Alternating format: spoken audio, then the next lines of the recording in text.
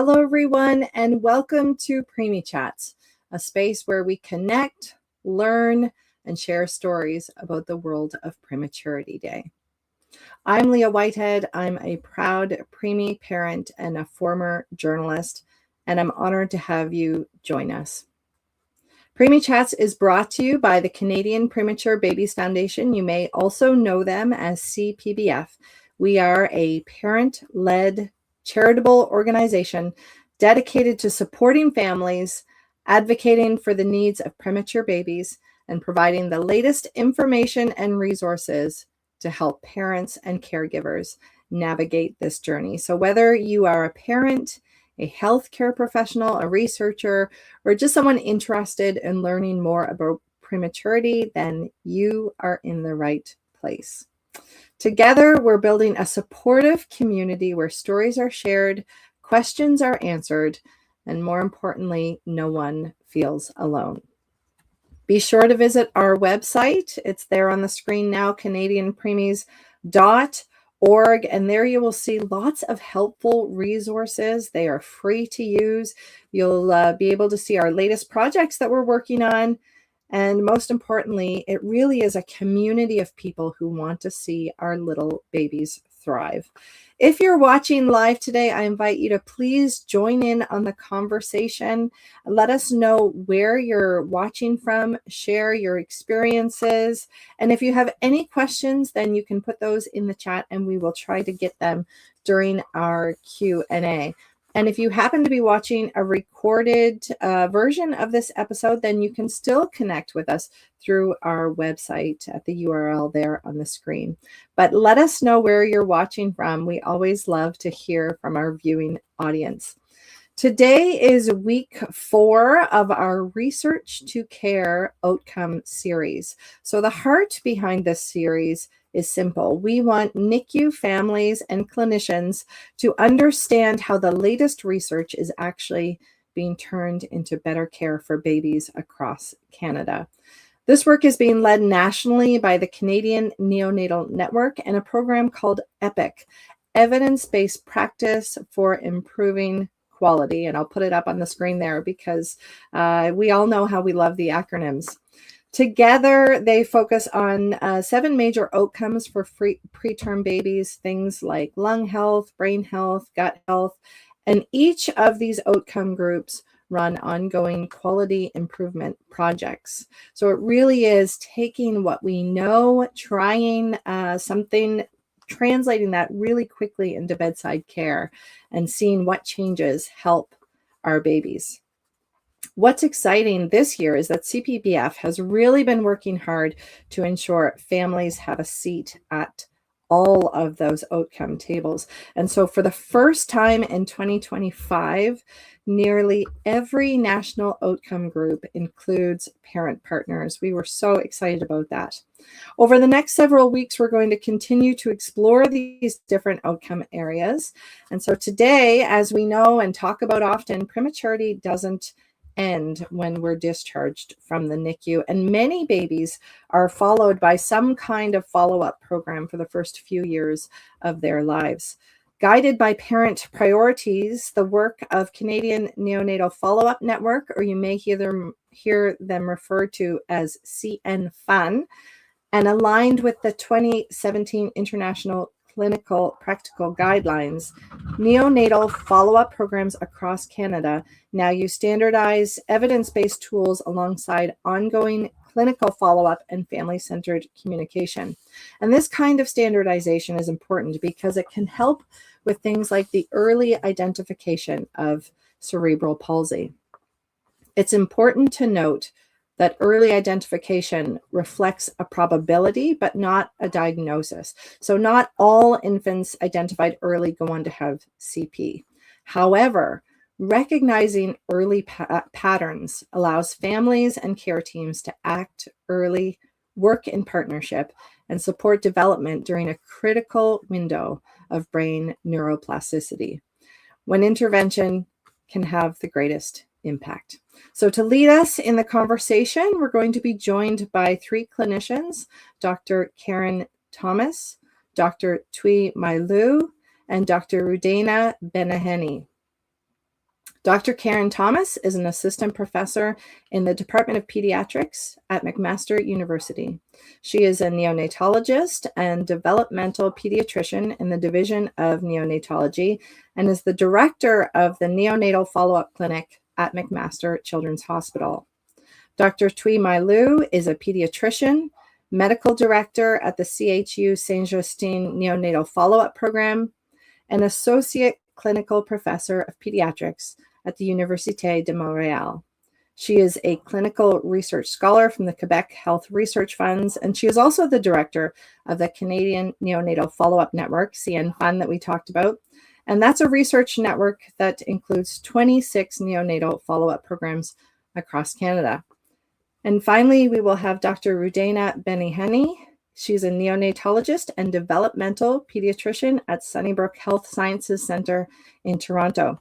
She's actively involved in CNFUN and works closely with families and care teams across Canada to improve early developmental monitoring, communication, and access to early supports. So I want to welcome them all to the stage now. Thank you for joining us today.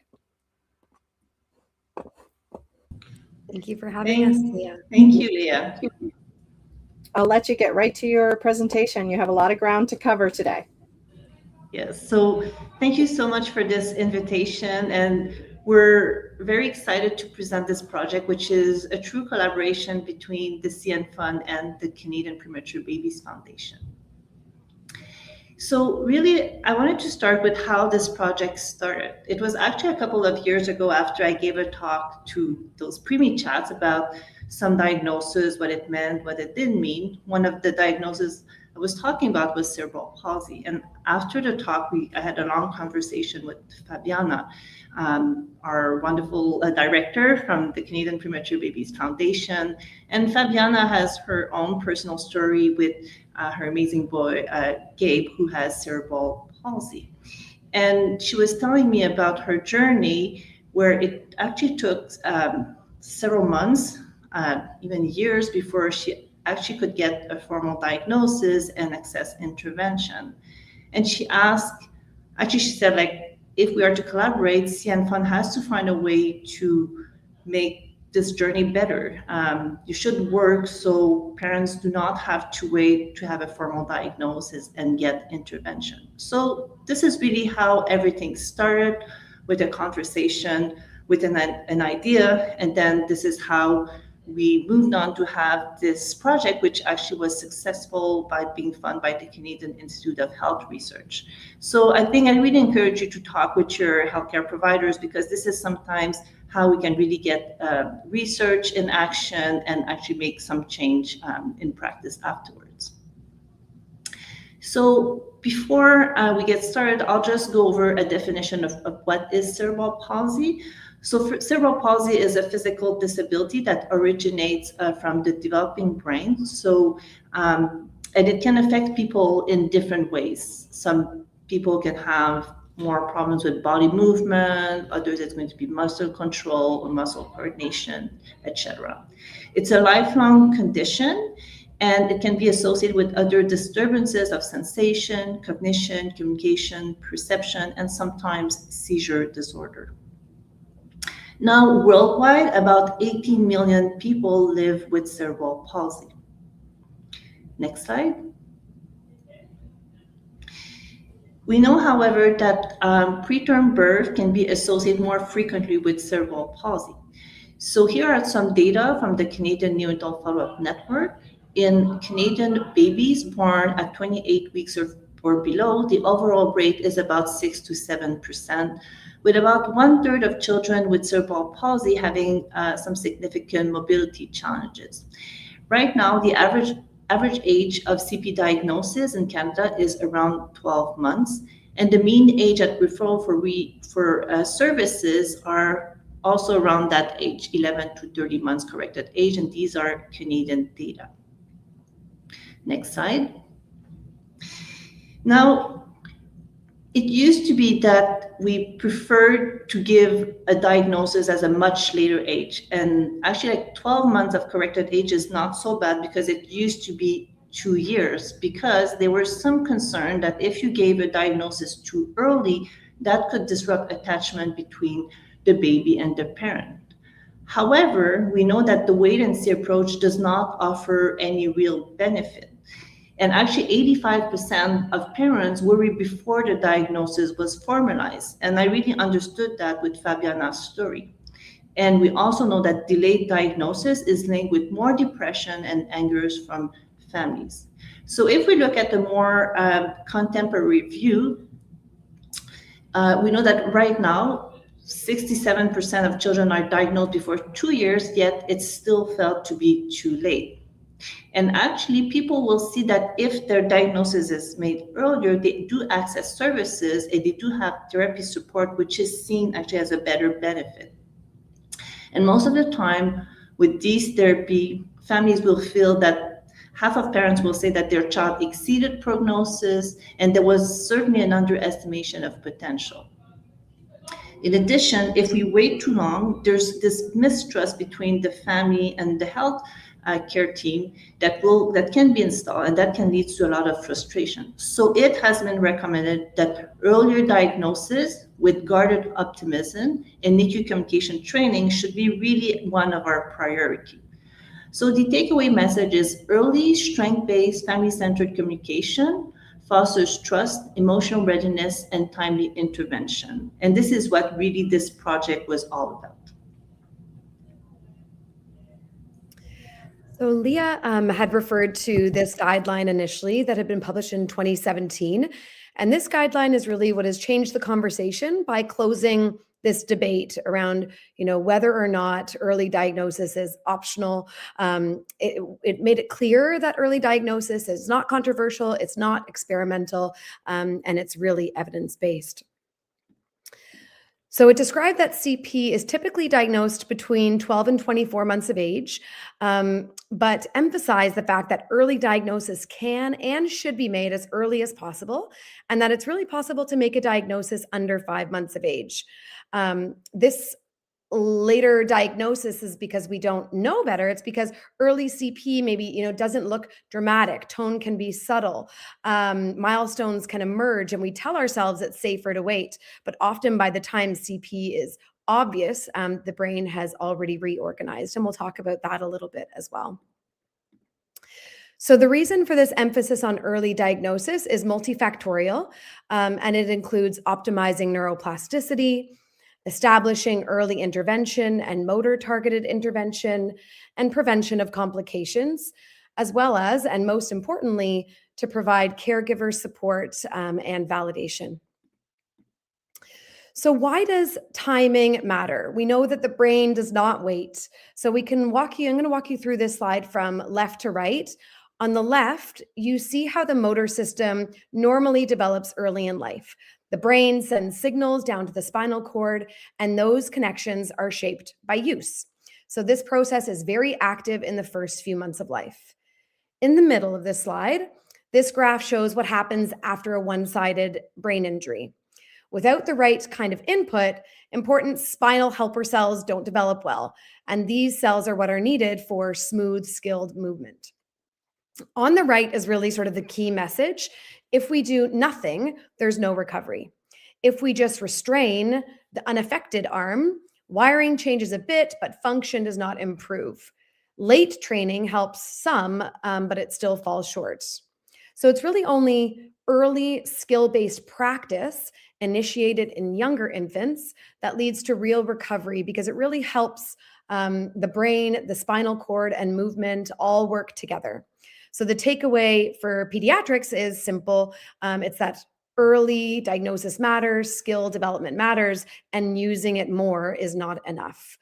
So we need that right kind of practice early on. And so, while we wait, we know that the brain is actively organizing itself for better or worse. So within this guideline, we were presented with information about how we actually do this. How do we actually diagnose cerebral palsy as early as possible? So it involves the use of different assessments, which you might see when attending your local neonatal follow-up clinic. One is the general movements assessment. It's a powerful tool that predicts CP with an accuracy of about 95 to 98%. And when combined with neuroimaging, it really does offer a comprehensive assessment of motor dysfunction in conjunction, of course, with history and clinical impression.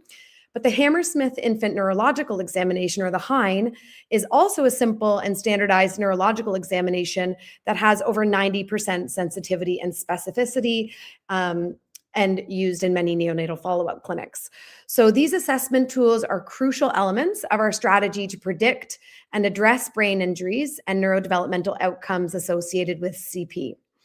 And because of this, it's no longer, standard of care to offer conservative wait and see monitoring when clear indicators for early diagnosis exists.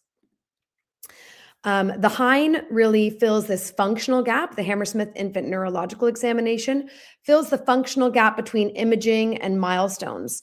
So while the HINE does not diagnose CP, it really is a simple, standardized way of completing a neurological examination that can often tell us when intervention may be of benefit. So with all of this information, we took pause to think about what our next steps should be, how we could standardize this implementation and practice across Canada. So I'll hand it over then to Mai to discuss early CP diagnosis in our Canadian context. Thanks, Karen. So as Karen mentioned, early diagnosis of CP is important because it allows for targeted intervention to improve child functioning. It also allows us to prevent secondary complication and, as she said, most importantly, ensure parental support to enhance well-being. However, some of the cons are, if we are to make an early diagnosis, are clinicians able to support families when communicating this? And how about diagnostic uncertainty? We've mentioned that there's a high probability of CP, so sometimes it is possible that it's not going to be CP, but it can bring uncertainty and anxiety. Next slide. But still, we all feel very strongly that there should be a standardized way to identify the early signs that could suggest CP. And what we found out is, actually there are currently 24 or 26 neonatal follow-up programs across the country in 8 different healthcare systems. And the challenge is some are very high resources practice, whereas others are low resource practices. So there's really inconsistent application of international recommendations. Actually, when we did the first survey back in 2022 to 2023, about 30% of neonatal follow-up programs were using the GMA, and about half of clinicians were trained in the HINE. Also, what came out was that there was also unequal experience with the communication process. Actually, that really came from Fabiana, who told us, well, you can have centers where the communication process will be excellent, but other places where it can really be traumatic for families. So our goal was really to bring some health equity in a very diverse landscape. The recommendations from the NOVA group, the international recommendations, were actually published in 2017. And yet you can see that in 2022, 2023, still many neonatal follow-up programs did not use them. So we decided to use an implementation science approach to really improve practices across the different neonatal follow-up programs. And we know that in general, if there is a science discovery, it can take up to 17 years to really reach the bedside. So using implementation science was a way for us to get research discoveries into real life practice much more quickly and efficiently. And I'm just going to give you some background information on implementation research, because actually this was a new field of learning for all of us. Basically, in implementation research, when you're getting started, you have to figure out who needs to do what differently and how you're going to get them to do it. So we had to define in our project the who, the what, and the how. So if I start actually with the what, that is sometimes referred as the thing that you want to implement. It was an evidence-based practice where we have decided to actually focus on the HINE, which was much more accessible to do versus the GMA. So to perform the HINE, but also interpret the HINE correctly in the context of prematurity and communicate results in an empathetic way. The target of our intervention were actually the clinicians in neonatal follow-up programs. Those are who are the people who needs to do the thing. So it was the clinicians that see the patients. And how are we going to make them change? It's by using implementation strategies, which are the stuff we do to help people do the thing, overcome the barrier, make it easier. Next slide. However, to be able to decide what is the best implementation strategies, we need to figure out why people aren't doing the thing. So that means have a deep understanding of the barriers and facilitators to change. And then we can use theories that exist to map these barriers and facilitate to potential mechanism of change that will allow us to pick the right implementation strategy, which is evidence-based and will make sure that our strategy is actually efficient. And so what we've decided to do is to build a supportive infrastructure to get the HIND into practice, because it's not just to tell the local sites, hey, do the HIND. It really takes a big group to really support this implementation. And so this is the slide just to show you how we're working. So we're really meeting with each individual neonatal follow-up program, and in each program, they will build their own local implementation team. And this team is really has the responsibility to put the action in place at their program, but they interact on a very frequent basis with the central implementation team. And the central implementation team, which I'm leading right now, can actually ask advice from different groups, including implementation experts, HIND experts, and we have a really strong parent advisory board with many people who are involved. And so right now, this is just the major barriers and facilitators that we've identified so far that really comes constantly when we meet with the different sites. Although people now have a better baseline understanding of the HIND, there's a lot of variability in level of skills with the HIND, both for performing the exam, but also having the right interpretation. And we still have some drawbacks related to early identification of high probability of CP and causing family distress. So that really goes with the communication piece, and also challenges with integrating the HIND into clinical workflow. If a physician has been used to do another exam for so many years, changing does require some additional effort. However, because it has been identified as a family priority and that the HIND is evidence-based, there's actually very high level of motivation and engagement throughout all the team, which is definitely a good facilitator for bringing change. Next slide. So this is just an overview of the steps that we are doing, and as I said, to bring change, it does take a lot of effort. So we engage first the neonatal follow-up clinic. We have an introductory meeting to explain why this is important. As I said, they build the local implementation team.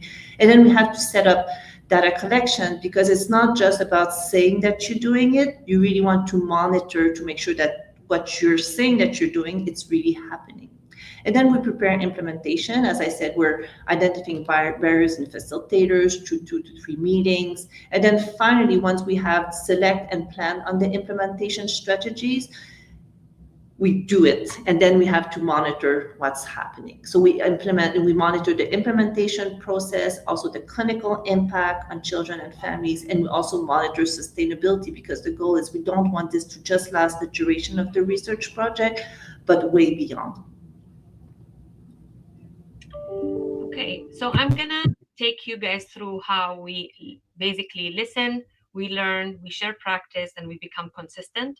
So we started with after the need assessment of actually implementing the teaching and see what's basically across the network, what's the team want, what they want. So basically we started survey from 2021, and we found that teams value early identification across all the network. Clinician want shared language across discipline, and also consistency and communication matters with family. And when we looked, we found that more than half of the clinicians have a formal training about the HIND, because as we said, it's a basically available neurological examination. It starts as early as 3 months and can go up to 24 months. It's also very well known by other practices other than the neonatal follow-up, like pediatrician, neurologist, rehabilitation center. So we found that this tool can really have that gap between the early identification and also well known by other specialties and also referral bodies. So the majority, we looked at it and we said, okay, so majority attended at least one of our national HINE webinars. And we still found that there is a good group of us who are using the GMA and well trained, which we basically kept doing with majority of the networks or clinics. They're doing it, but we focused really on the HINE. Next slide. So this is an example of some of the surveys that we actually distributed, and we found that it's really what items and what really the clinics want when we teach them the HINE, the scoring, the basically certain items, and also the most important, the interreliability among the network. Next. So the first strategy was, okay, let's teach building shared skill across the clinics by teaching the HINE administration and scoring. Next. So we have a national collaboration, support shared learning and communication. We have a group of us, basically an national working group.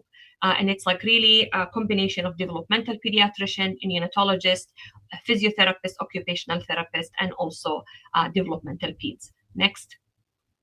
So we ran multiple sessions. There was national basically implementation. We also have international audience as well. And we started from the 2021 all the way to 2025. And the last one we did was in December 2025. And it ranged between introductory webinars to even advanced to kind of communication, as well as in-person workshops. And the outcome was to unified Canadian framework of early CP detection and informed by the the CNFUN national need assessment through basically the network. Next. We also went and said, okay, we listened to how to integrate the HINE with other tools. And we also have that there is the HINE also have basically a range of scoring, and it changed based on the age. And it again, the younger the age, the lower the score, because some of these neurological skills is not well developed, as Karen mentioned early, some tone items or others very early to be detected. So also we are as group, we came up with something called the Hammersmith Infant Development Examination Scoring Aid to support early detection. It's a one-page evidence-based tool. We collaborated with the original people who basically did the HINE and have published on the HINE extensively. And we came with this age-appropriate interpretation for preterm and also term infant. We put the probability and the pattern over time, not just the label. And we also combine it with other tools if it's available in that clinic.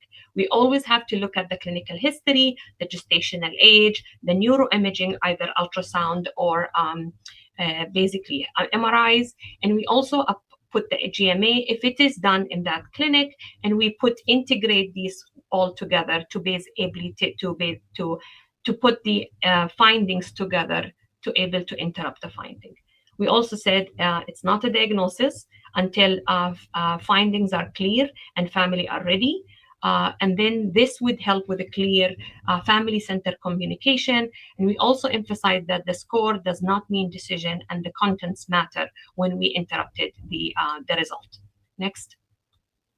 So after that, we said, okay, we did all this. Now we really want to enhance a second strategy, the HINE competency and the interrupting the preterm infant cases with and without cerebral palsy diagnosis, because not all early pattern led to diagnosis, especially that we know for our extreme preterm, they have a very distinct motor phenotype and profile. And also what we did, we want to enhance reliability and calibration across clinicians. Next.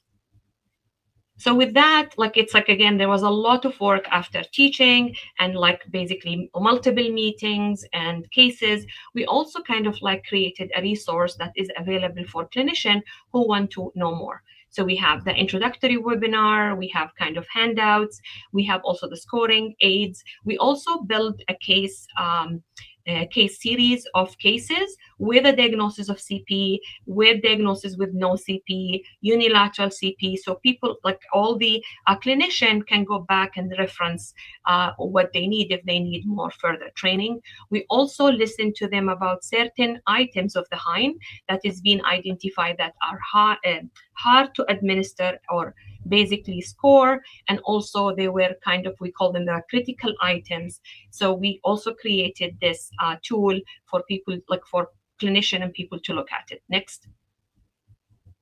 So we also start talking to the networks and clinics how to increase the reliability within the team. So we always encourage for certain share the interpretation of early finding within the team and reflect, doing ongoing reflection and learning across clinician. Finding of the hind always has to be discussed in the clinical history, neuroimaging, and other assessment. We always encourage that, and that's what we need, that early identification is always paired with initiation of therapy and support.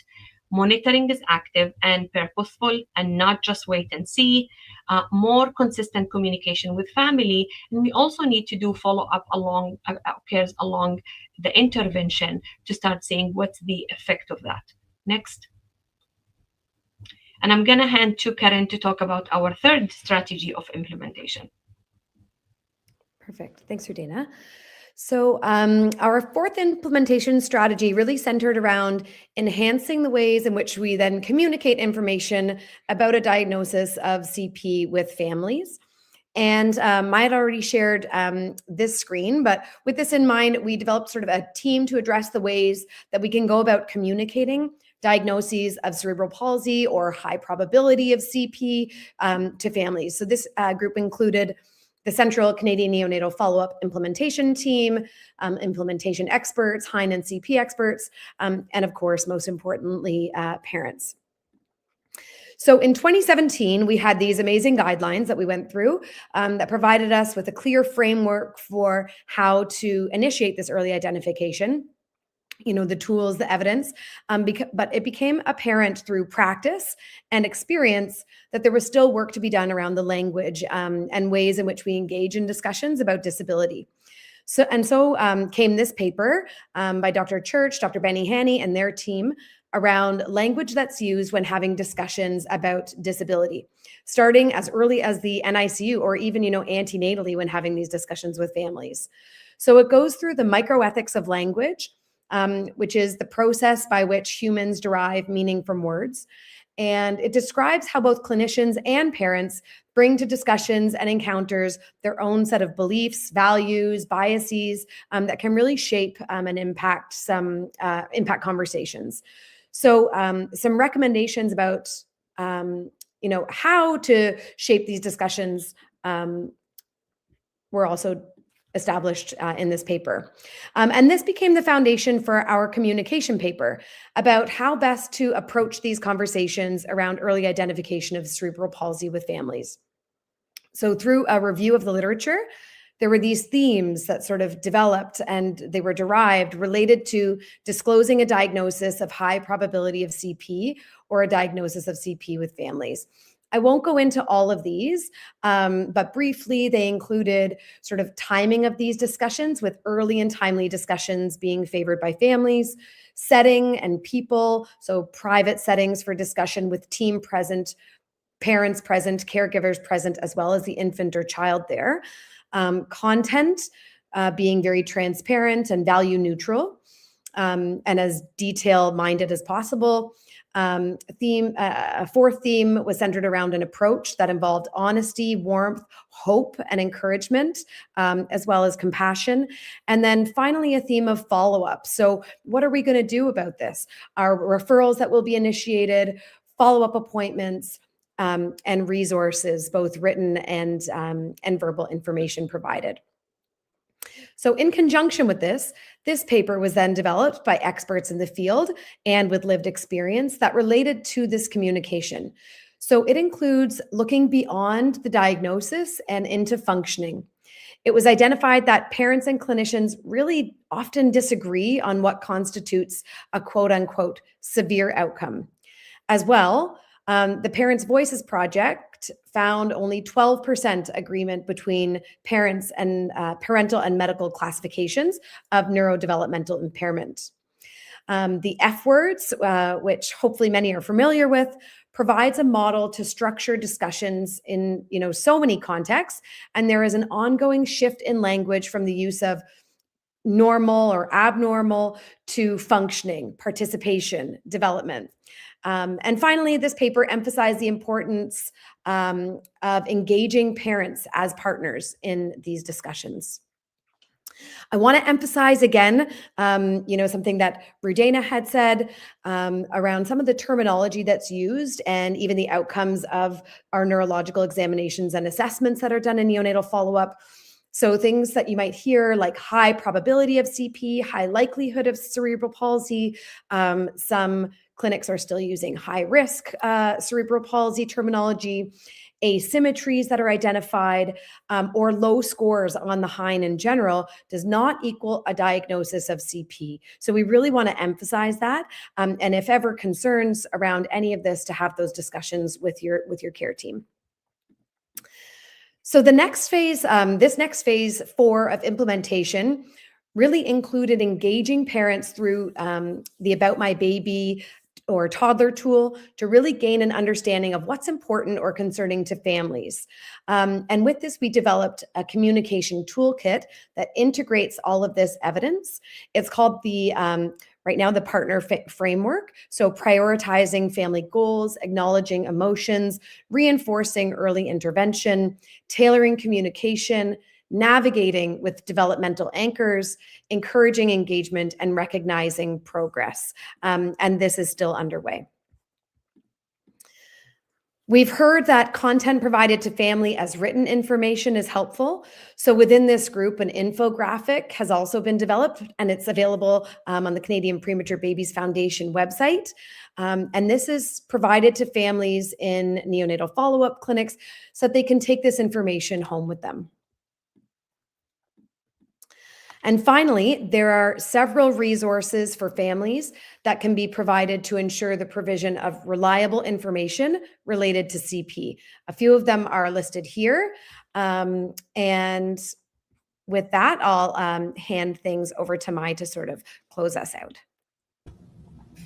So as you see, it's actually a teamwork, and we couldn't have done it on our own. And as I said, it started with a conversation with a parent, but then it's a really huge group of parents, huge group of clinicians and researchers really to make this move forward. And really what we are facing right now, so we had those educational bundles and workshops, but it really requires a personalized approach to each individual site to really make sure that it is integrated in practice. And so and beyond that, because each clinic has their own context, we realize that it cannot be just the clinic which is targeted, but also the region around it. So we really need to work on a regional pathways for early detection and intervention, not just involving the clinic, but also the referral system around that specific area. So there's a need, as I said, for a clear, timely referral pathway between NICU follow-up clinic and community service, stronger communication across hospital, rehabilitation, and community team, because we can be talking about high probability of CP, but we have to make sure that the community will understand this high probability the same way as we do. We are also looking at the complementary tools that could be used to help with precision, to help us precise the diagnosis and the treatment trajectory. And as we said, all these communication tools are developed with families, but really to support true partnership with parents. And what we think is early identification paired with early intervention with follow-up is necessary to adjust care over time. It's not something that we can do in a one visit session. It's really a longitudinal pathway. So thank you for listening. And at this point, we're here to take your questions. Wow, thank you so much for that presentation. There was so much to that, and it feels like you covered all these incredible angles. And so the first thing that I want to make sure I say is that you three are rock stars in the world of follow-up, because this is incredible work. I'm just wondering, why do you all care about this so much? Because often I think in healthcare, we have a situation and we have kind of a straightforward solution to it, or one angle of the solution that's explored.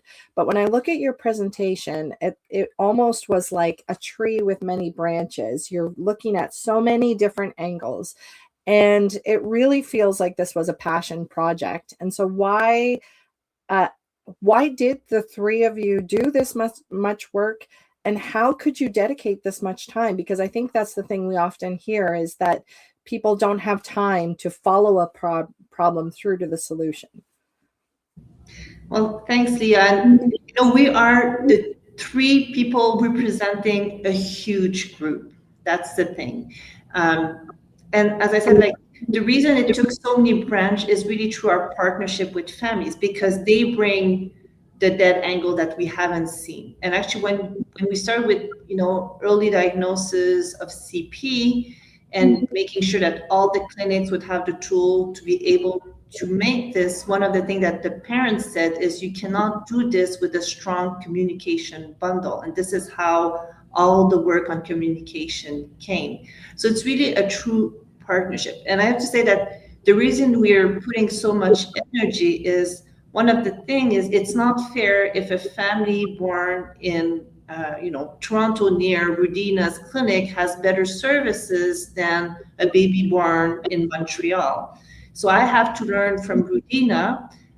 Rudina can share her expertise, but then once I have this, I also have to share with others. So it's also this notion of, we are a community of practice across Canada, and we want each child, regardless of where they're born, to get the same standard of care.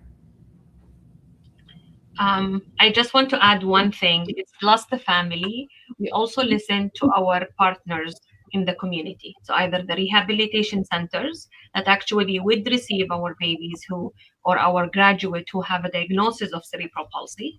Also our partners in the community that we have to do referrals to, either therapists or other rehabilitation, our partner, the pediatrician.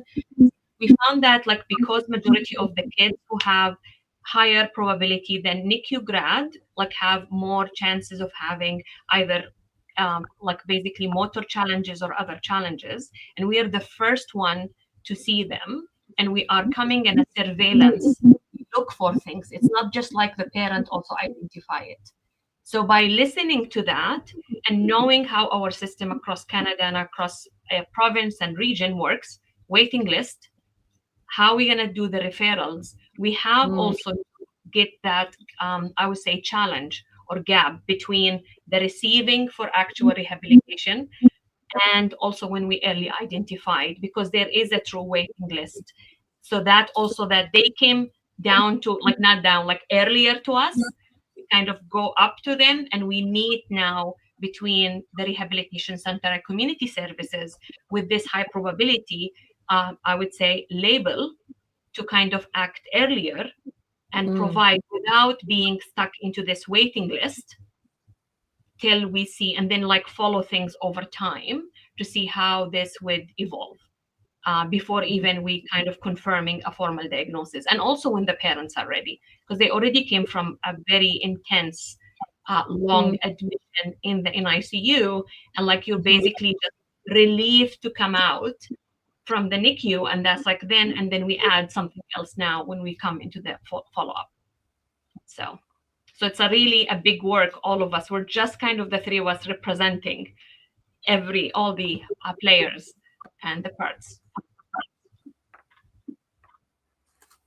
Yeah, I feel like you all could almost create a comprehensive, where you have been so comprehensive, it could be a model for so many other clinics and, patient pathways, because you really have covered so many angles to this.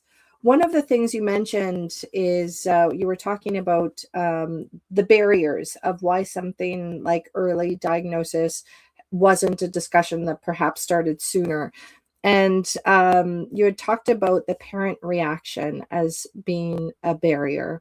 And I was just wondering if you've had any feedback about whether this early identification is something that parents have said is helpful for them. Was that a founded fear, or was it something that you've discovered maybe this is a more helpful way of being?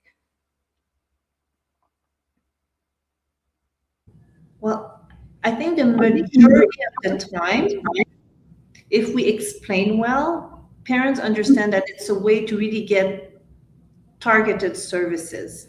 Because the thing is, we can do developmental coaching, something very general. If there are signs that could suggest CP, there are interventions which are evidence-based, which have been shown to improve outcomes. So if we were able to communicate that we're not sure, but we still feel that the intervention should be targeted, that's better. But I've actually more maybe on an anecdotal basis had some families say, so why do you bother telling me if you're not sure? Just do the treatment and don't tell me about this word that I don't want to hear about.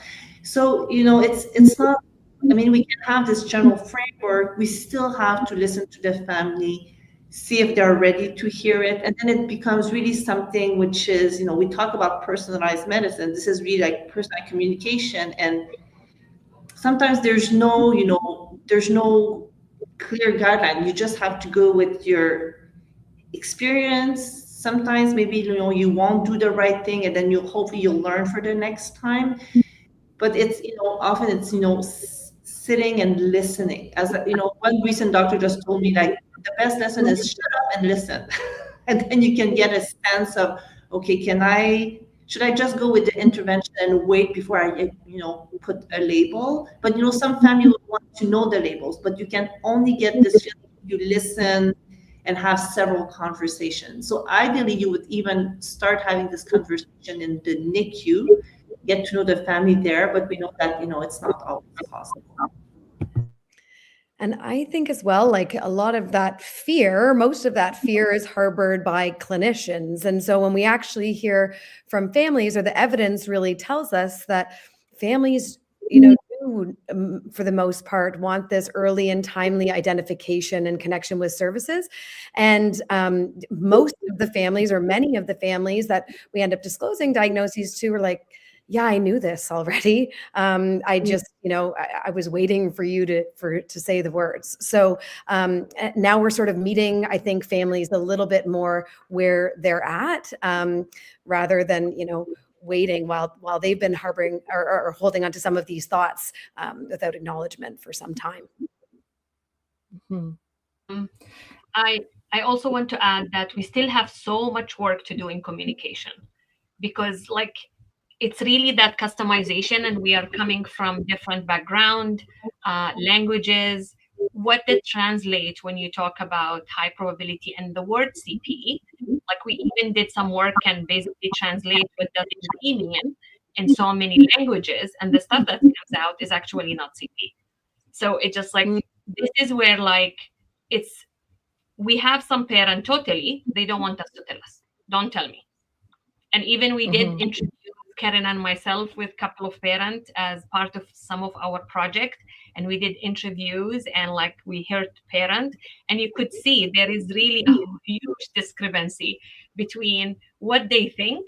We have even couples themselves say, oh, I like you that you tell me, and then the other couple, so no, I don't want to know.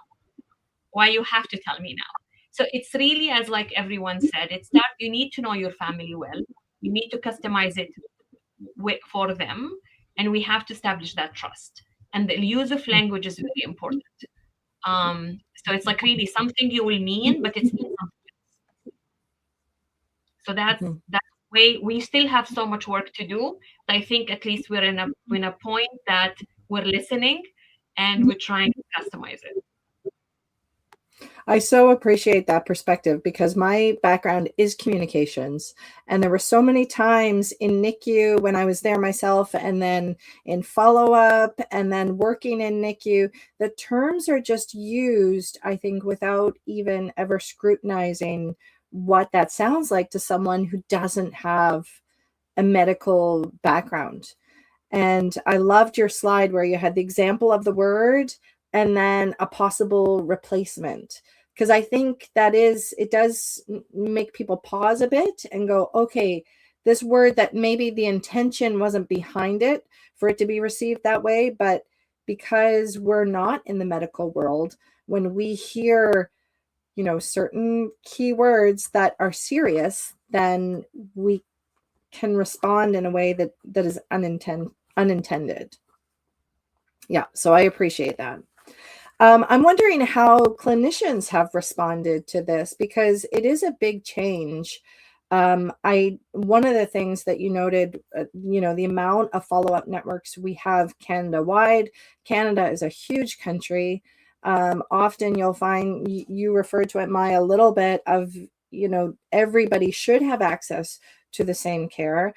That is a huge beast to tackle. And so just wondering, as you rolled this out for different follow-up clinics, the response of the clinicians themselves. Well, I think we've reached a point now that if you're not doing it, you're not part of the group. No, it's not true. Because it's actually, when we started I can remember in 2021, actually the survey, it was half of the group, but then we listened also to clinicians. We've built this, stepwise. So we had, webinars across the country, and now we're going in the more intense work. But the clinicians are ready now to go in the more intense work, where we say, okay, just half of your group are doing now. Now what can we do to make sure that everybody's on the same page within your group? But maybe if we had done that like 4 or 5 years ago, they wouldn't have been ready. So there's also readiness for the clinician to make this change in their practice. But if they feel supported, that's why we have like this lead implementation team. That's really helpful. And some sites, they would say, well, I don't really have good partnership with families because I haven't taken the time. So then we can use our parent advisory board and have, ask them, okay, what do you suggest for this side? Right now, like, a lot has to do more with the communication piece. I would say that people are quite fine with doing the HIME, but it's really the communication piece that they struggle with.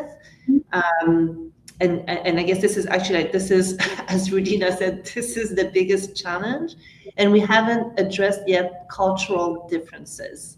Yeah, and the other thing that we have not addressed, so we're working with follow-up sites where children are seen in person, but obviously for remote places, I'm thinking about up north. This is also going to be something we'll need to work with. But I guess we're starting with the low-hanging fruit, so then we can learn, build experience, and then expand.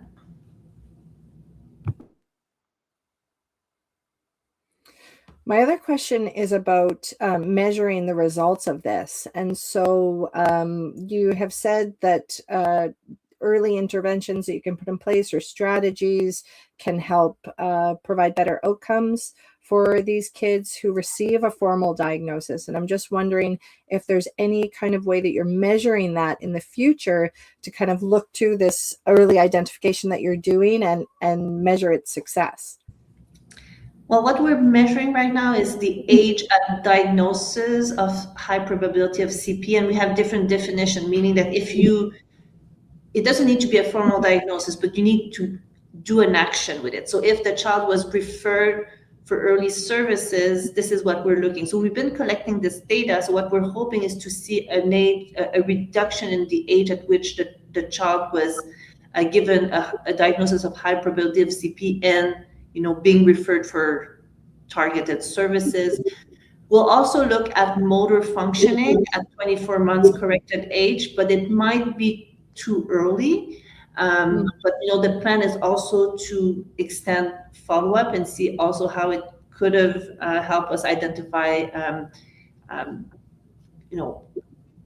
diagnosis like developmental connection disorder. I'm just saying this like very quickly, but maybe 24 months corrected age is a little bit too early. But we're trying to see how we can measure motor function also at a later at a later stage.